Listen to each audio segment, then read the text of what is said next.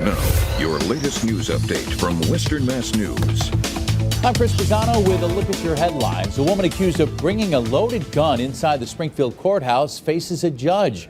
Prosecutors say Crystal Matos had a loaded handgun inside her purse with 10 bullets inside, including one in the chamber.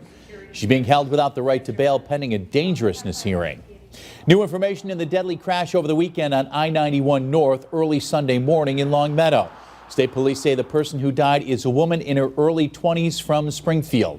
Investigators say a Volkswagen came into contact with the rear of a Dodge pickup, causing the Volkswagen to roll over. The woman was ejected and hit by several cars. She was pronounced dead at the scene. The driver and 3 people in the Dodge were also injured and taken to the hospital. And bike safety is getting renewed attention after multiple cyclists were hit by cars over the past couple days. Local bike rider and mechanic stressing the importance of knowing traffic rules, including riding with the flow of traffic and wearing a helmet.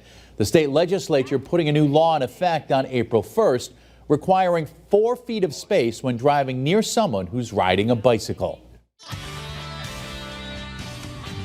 I'm meteorologist Jana Brown with a check of your forecast. Tonight we'll have mostly clear skies with those gusty breezes becoming light to calm not long after the sun goes down.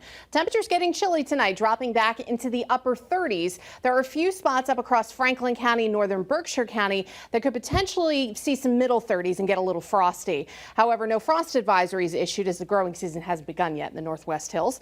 And then as we head into tomorrow, we'll have a mix of clouds and sunshine. It will be a little cooler, but still really nice. Temperatures hitting middle to upper 60s with a light breeze out of the north. Now there's a cold front that'll be coming through on Tuesday, but no wet weather is expected with it. It all looks to stay to our south. High pressure builds back in for Wednesday. It'll still be a mild day or a seasonable day here across the area. But as high pressure continues building south and east, temperatures are going to get warmer through the end of the week, and we may end up getting close to 80 degrees both Thursday and Friday. Also looking like mainly dry weather through the end of the week, though we do have to watch a couple of showers and storms to our northwest that could come through the area late Friday evening.